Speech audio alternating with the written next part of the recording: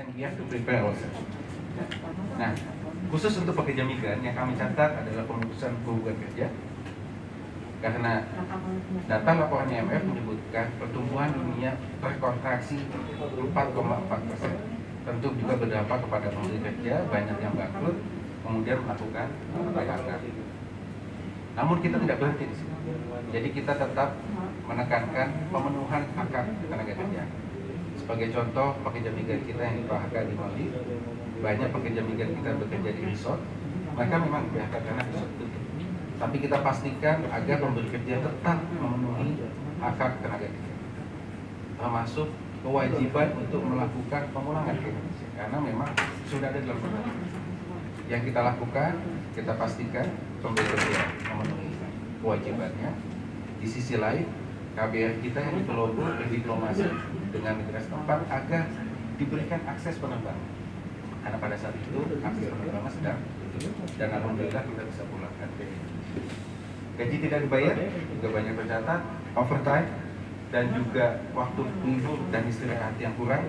Ini banyak dihadapi oleh saudara-saudara kita yang bekerja sebagai pekerja sektor service. Karena ketika PSBB, ketika lockdown, majikan dan keluarga anak-anaknya ada di rumah, harus kedatangan pekerja migran tertutup, terhambat. Maka banyak pekerja migran, banyak pemberi kerja yang masih melakukan kegiatan usaha, akhirnya menahan pekerja migran kita yang harusnya sudah selesai masa kontrak. Ini kami catat di beberapa perkebunan yang ada di Malaysia, sudah selesai masa kontrak, tapi kemudian mereka tidak bisa pulang karena si pemberi kerja menahan, karena dia tidak punya pekerja pengganti.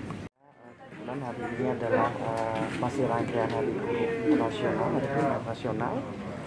Bersamaan itu ini mengeluarkan catatan akhir tahun tahunan yang notabene adalah bisa kita garis bawahi persoalan dari tahun ke tahun meningkat rata-rata 20%.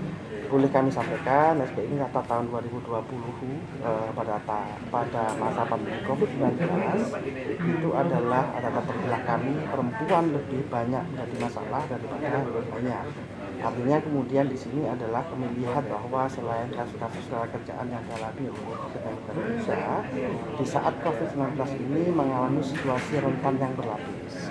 Ada stigmatisasi terkait dengan apa itu penderita COVID, kemudian ketika kembali ke Indonesia juga dituduh menderita COVID, kemudian ganti-ganti dan sebagainya. Perlu kami sampaikan juga di catatan akhir tahun SBI tahun 2020 ini ada sektor yang paling rentan. Yang pertama adalah dialami kerja rumah tangga itu 53,sekian%, kemudian adalah anak buah kapal perikanan itu 33,sekian, sama perkebunan, sama kemudian konstruksi. Hal ini bisa disinyalir bahwa dengan COVID-19 ini kami juga menemukan data baru yang bukan negara penempatan tetapi menjadi tujuan, yaitu ada di Filipina. Kami temukan ada sekitar 60 kasus pekerja konstruksi yang dari semua Indonesia kemudian mereka di Filipina. Ini menjadi hal yang baru. Boleh kami katakan bahwa kerentanan berlapis terjadi dari sebelum berangkat sampai pada kembali ke Indonesia. Kalau kita melihat apa itu P3KMI atau PJTKI, ada dua hal yang disampaikan, adalah ada yang kemudian vakum, tidak bisa memberangkatkan, kemudian juga ada yang setelah dia memberangkatkan. Kita harus objektif melihatnya. Pertama adalah kami mengatakan bahwa ternyata dengan data catatan akhir tahun SBI itu sudah terbukti. Data yang paling banyak adalah menempatkan seraan prosedural. Dan itu boleh kami katakan, ya kan, kalau komisi pertama ya dicatau Indonesia, tahu SBI tahun 2020 ini adalah ada perusahaan yang bernama PT Puncak Jasa Samudra yang di Pemalang itu berangkat. Artinya ada dua sisi mata uang yang tidak terpisah.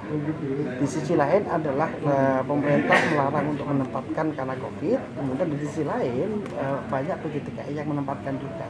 Hal ini adalah perlu digarisbawahi bahwa peran negara lebih penting daripada kemudian hanya sekedar mengeluarkan regulasi, tapi mengawasi, implementasi, kemudian bagaimana memastikan bahwa regulasi itu bisa dilaksanakan di daerah, itu lebih penting ketimbang kemudian mengeluarkan kebijakan yang tidak aplikatif. Terkait dengan migrasi adalah hak, ya kan, yang tidak bisa dilarang. Kalau boleh saya mengutip yang disampaikan oleh Pak Kepala Badan, Pak Benny Ramdhani barusan, tadi mengatakan bahwa dengan tegas, kata Pak Benny mengatakan tegas, bahwa migrasi terjadi banyaknya prosedural dan dia menyebut ada oknum TNI terlibat, ada oknum Polri terlibat, itu kata Pak Benny. Makanya kemudian kami juga sebetulnya menemukan data yang sama, ada beberapa orang terlibat, itulah yang kemudian menguatkan para pelaku bisnis ini di tempatan ini semakin kuat dan tidak terkontrol oleh negara. Namun apapun itu bentuknya, kami tetap akan bekerja sama untuk memerangi unprocedural ini. Karena apa? Karena selain migrasi adalah hak, ada keselamatan daripada buruh migran itu sendiri juga perlu dipikirkan lebih baik lagi. Terakhir Bang, catatan untuk pemerintah nih Bang, sejauh mana nih Bang? Untuk pemerintah ya, untuk pemerintah banyak PR-nya. Yang pertama adalah hari ini kita dihadapkan dengan bagaimana implementasi Undang-Undang 18 tahun 2017 yang seharusnya mandatnya 2 tahun, itu ada aturan teknis, tetapi sampai hari ini adalah belum ada aturan teknis, yaitu peraturan pemerintah yang mengatur soal perlindungan, pengawasan, penempatan dan sebagainya.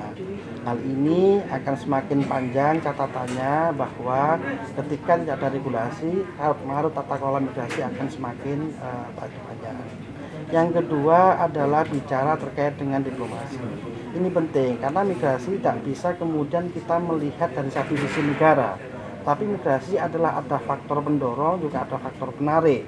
Istilah harus kemudian kita ikatkan. Ketika ada faktor penarik adalah yang bertanggung jawab dan majikan dan negara setempat. Artinya kami mendorong pada pemerintah, khususnya Kementerian Luar Negeri, untuk meningkatkan diplomasi terhadap pemerintah-pemerintah yang di situ adalah sudah mempunyai MOU dengan Indonesia untuk penempatan pemilikan Indonesia. Hal ini contohnya adalah kita ambil contoh kalau isu APK adalah ada China dengan Taiwan, ini menjadi hal prioritas yang perlu diketatkan lagi soal diplomasinya. Kemudian ada beberapa negara di Asia Pasifik dan Timur Tengah, PRT juga perlu ada upaya perubahan MOU, Mutual of Understanding, itu perlu ada dievaluasi kembali. Apakah MOU itu berpihak kepada buruh migran Indonesia atau tidak. Yang ketiga adalah ketika persoalan terjadi, negara juga tidak boleh henti, yaitu kita meminta kepada penegakan hukum, terus dilanjutkan penegakan hukum yang berpihak kepada buruh migran yang selama ini data SBY mengatakan bahwa hampir daripada 60% buruh migran diduga masuk pada ranah perdagangan orang. Itu yang harus kita benahi dan kita butuhkan kepada pemerintah hari ini. Oke.